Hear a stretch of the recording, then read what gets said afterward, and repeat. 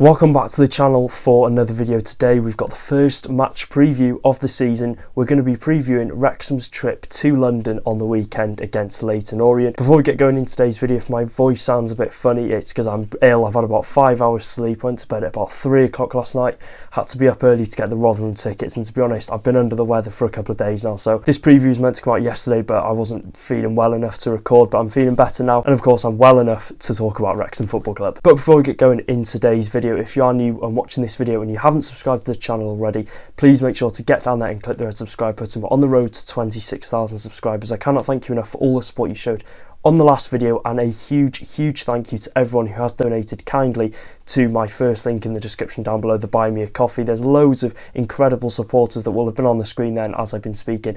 All of you, again, I can't thank you enough for your really generous donations. It's going to help the channel further and help us progress as a channel further going into this season. So a big fixture awaits in Greater London as Wrexham take on Leyton Orient, who of course we infamously went toe-to-toe with in the National League in the title race in the 2018-19 season. This will be for the older Wrexham fans that might remember this. You might remember them coming to the racecourse, beating us 2-0. Macaulay Bond, Josh Karoma absolutely balling out of the racecourse ground. We'll be looking to seek revenge over Orient as they did the double over us in the 2018-19 season and really just stopped us from winning the National League title. So we're going to be starting on our opponents, Leyton Orient. In all of these match previews, I'm going to be just going through like a brief history of the football club to possibly help the overseas fans watching this and help them gather a new understanding of the teams we are playing in League One this season. So Leyton Orient are a well-established football league club, having been a member of it for well over 100 years before their relegation to the National League for the first time in their history in the summer of 2017. Now, it's not been all happy days for Leyton Orient. Of course, they sit in League One at the current date, but they've been through a hell of a lot. They've been through a similar story to what Wrexham have been through in the past couple of seasons. Now, in 2017, Leyton Orient's future was very unclear as owner Francesco Bacchetti was single-handedly ruining the football club. And I remember when this was happening, I remember seeing all the protests on the news and stuff, and unpaid taxes, spiralling debts and unpaid wages led to a protest on the pitch for their final game of the season at home to Colchester United.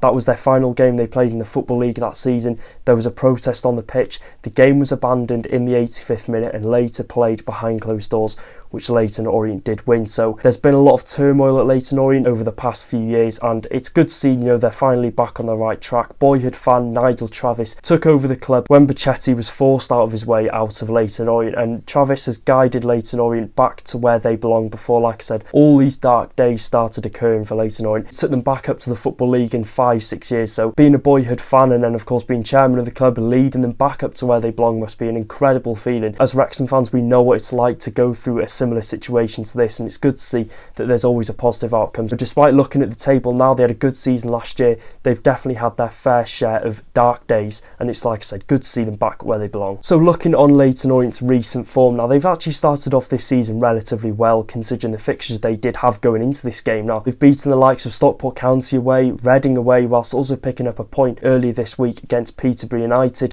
Stockport, Peterborough expected to be up there this season. Going away to Reading is not going to be an easy task. So despite them having a good season last year, the increased amount of quality is of course going to have an impact on, you could say, the smaller teams in this league who might not have as much funding like Leyton Orient, but they've got a good manager under Richie Wellens. They've got a good project going on. They've established a really good squad over the years, and they sit 16th in the table currently.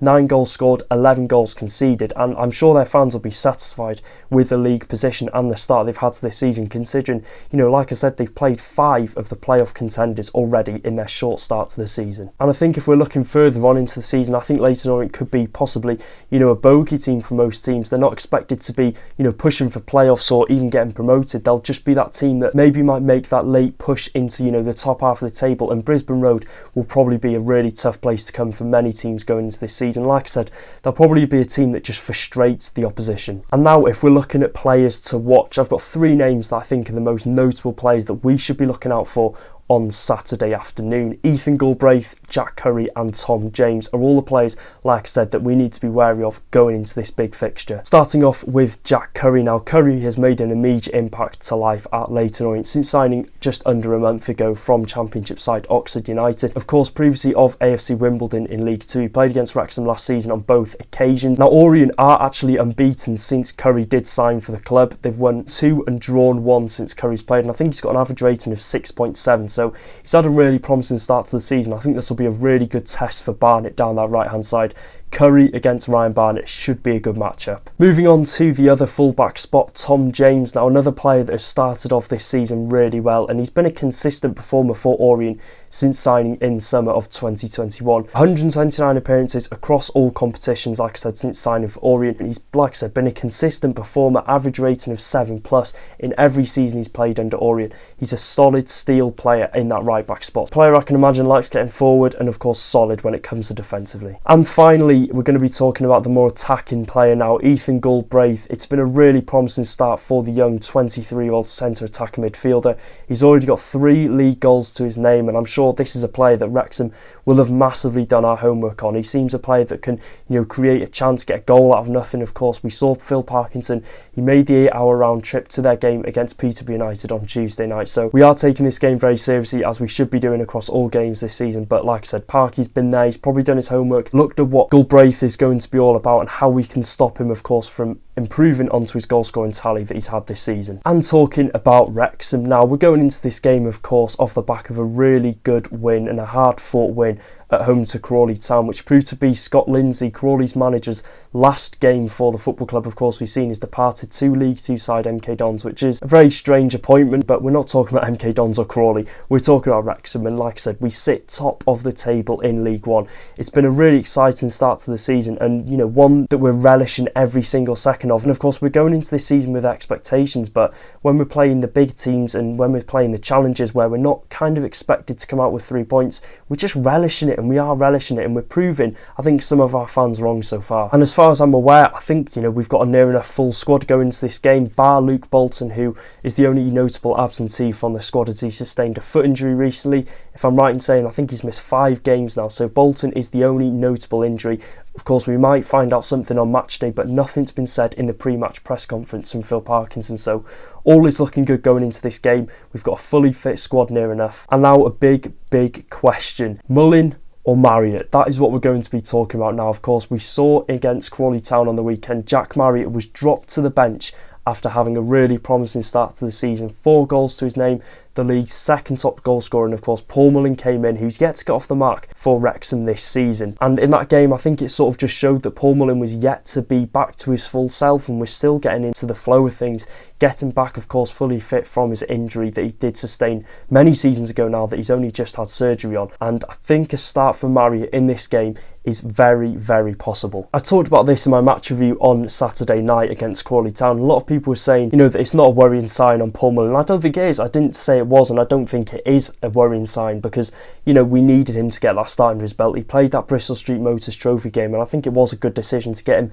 that league start under his belt just to sort of see where he was. I don't think he's a million miles off. He's slowly getting there. He's slowly getting back into the routine of things. And of course, last season it was a League 2. We're going into League 1 now. It's a very competitive league, and we're not expecting Paul Mullin to just jump straight back into the team, score a hat-trick or whatever. Mullin, of course, hasn't had a consistent game since the back end of last season, and it's understandable if he's slightly rusty. And with the league's second top scorer Jack Marriott on the bench, there's no harm in bringing it in. In my opinion, this is sort of a good issue that we do have. It's a good issue that we've got 2 very good strikers fighting it out for that striker spot, and it's good that we've got increased competition going into this season. So there's no wrongdoing in saying that I think Jack Marriott should start, and that's nothing against Paul Mullin. It's just the fact that we've got 2 very good strikers, and I think Marriott has had obviously the better start to the season and deserves that start. I think if we're looking further on Jack Marriott, of course, we saw he did come on for that short cameo at home to Crawley Town, which I think he looked really sharp in. He brought that intensity up front, which I think we missed from minute 1 to minute 70ish. So I think having that from the start against Leyton Orient will be good. He provided that consistent press. He pressed down the goalkeeper, he presses the defenders, and I think that sort of causes the errors in the back line and really brings us into the game when it comes to attacking terms. So I think Marriott definitely does deserve that start against Leyton Orient on Saturday afternoon. And keeping on the topic of lineup now, I think there'll only be one change, and I think that will be Marriott coming in for Paul Mullin, and I don't see why any other changes should be made. We've got a perfectly good lineup who've brought us results this season, and I don't see the reason to change it. We've had a full week off, we've had training this week, and I think on our opposition, our Leyton Orient are going to be in a very aggressive side, and a game in particularly that I think George Dobson will be heavily involved in. I think we'll see a lot of George Dobson in the middle of the park, breaking up the play, going in for that 50-50, because it's going to be a physical game. It's going to be a game where we're going to have to, raise the intensity and raise the level in terms of, turning up to the occasion. And, we've done that this season. We've pulled up some very good points out of the bag. And this is a game that, like I said, that Leyton Orient will be massively up for the challenge, and one that we'll hopefully overcome. We've seen a couple of people involved in Leyton Orient say that they'd like to get one over us, so we'll just have to wait and see. If there's any Leyton Orient fans watching this, I'll give a player to watch from a Wrexham fan point of view. I'm going to say Ryan Barnett in this game. I think, like I said, it'll be a good rivalry seeing Barnett come against Jack Curry on that flank, and I feel like he's going to chip in with a goal or an assist. Just a goal contribution in general for Barnett on Saturday. I can see him being involved in this game massively, causing Leyton Orient problems, consistently putting those crosses into the box. So one to watch out for, Ryan Barnett. And let's hope that I haven't just jinxed that at all. So let me know your comment section down below for your score prediction for this game. So yeah, that is it for today's video. If you did enjoy, make sure to drop a like, subscribe, do all that good stuff. I do apologise if I'm not, my bubbly self, but I'm really not too well at the minute, so please excuse that, and I'm sorry if my voice just sounds really bad throughout the video. But yeah, I'll see you on Saturday for the Leyton Orient game. Until then, take care guys, up the town. If for some reason you're still watching at the end of the video, fun fact about Leyton Orient, they're actually the second oldest professional club in London. So there's your fun fact, and I hope you enjoyed the match preview. Make sure to like if you want to see more of these in the future.